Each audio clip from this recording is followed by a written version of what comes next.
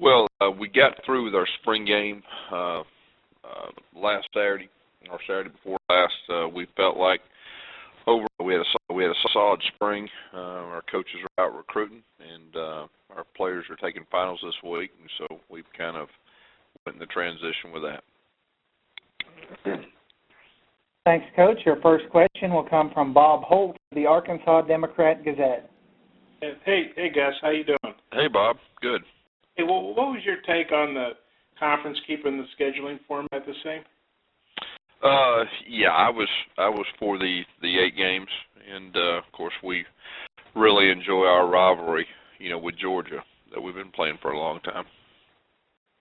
And Nick Saban wanted 9 games. How would you have felt about that? Well, like I said, I was for 8 games. I mean, I'd done whatever they decided and been fine with it. But personally, 8 games, and I think our conference speaks for itself. With the track record, and we'll learn a lot about this new playoff system, the selection, all that. The next few years.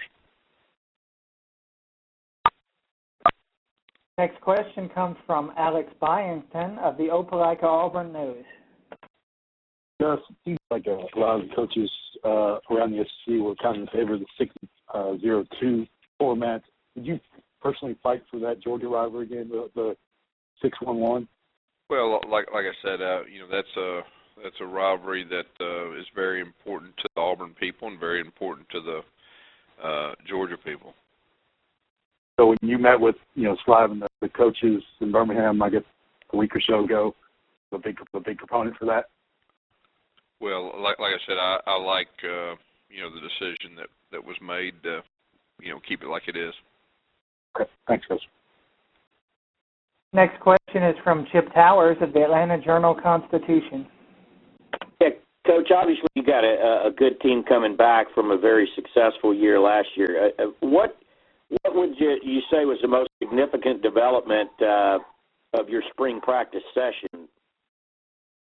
Well, one of our goals was to develop quality depth, and we had a lot of information, about some of our returners and all that, and so that was kind of a focus. And then we got a little banged up towards the end, specifically on defense. So we're really hoping that that'll be a blessing in disguise as far as next fall having more quality depth. Because last year, we were very thin in some key areas. Next question will come from Chris Lowe of ESPN.com. Hey, Gus, how are you? Hey, Chris, doing good. Hey, I wondered about Nick. I saw where you said recently that you could really tell his confidence as a passer and just his presence in the pocket was so much better this spring, with his first spring with you. As you look forward to next year, how much more will he be able to, how much more will you guys be able to do with him now having been in your system for a whole year and had a spring practice? Well, we think we'll be able to do quite a few things, but more importantly than anything is just him having a level with our base offense. As far as our base concepts, his reads, his progression, his footwork, his eyes. He was a lot more reactive this spring. You could tell he wasn't having to really think hard about the progression of everything. It's coming more natural, and so we're hoping that it'll even be better than that in the fall. Reminder, if you have a question for Coach, press star 1 on your keypad. We'll now go to David Pascal of the Chattanooga Times Free Press. Hey, Coach, you knew coming into spring that you would have a returning starting quarterback for a change. How was that for you personally to go through that for, the first time in a long time? Yeah, it's first been coaching college. We had their starter back, so what it allowed us to do is to really worry about other positions. I know Coach Lashley still worked hard with Nick and all that, but it allowed us to work with other positions to take it a step farther with the detail, as far as the whole offense is concerned.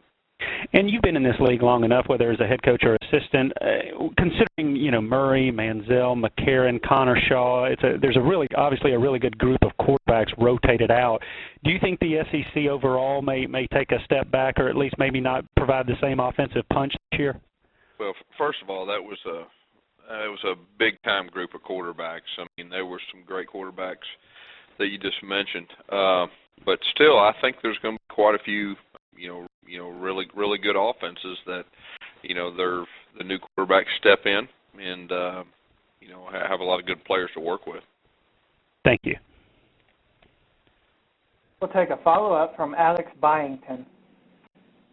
Yeah, so I wanted to ask you, you're going to be the honorary pace car driver at Talladega this weekend. How much are you looking forward to it, and how fast do you really think you can take that car?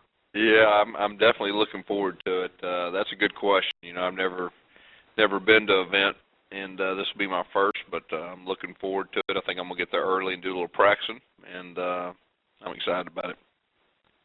You can hit 200, or you going to try it? Boy, I don't know. We'll see. I'll tell you afterwards. Thanks, Coach. Next question from Brandon Marcello of the Alabama. Hey, Gus, just real quick, what are your thoughts on opening the season against a conference opponent, especially one where there's been some drama over the years with Arkansas? Well, first of all, we do have a veteran team, which, anytime you open up a conference game first year, you want a veteran team, and we're playing at home. So, those two factors, I'm hoping will help. I know your buddy Hugh Freeze is going to be in Montgomery tomorrow night, same time as you, I think almost across the street. You guys going to meet up? I didn't even realize that, but yeah, we there's a chance we could. We just got through, with our golf event with Chick-fil-A, last couple of days.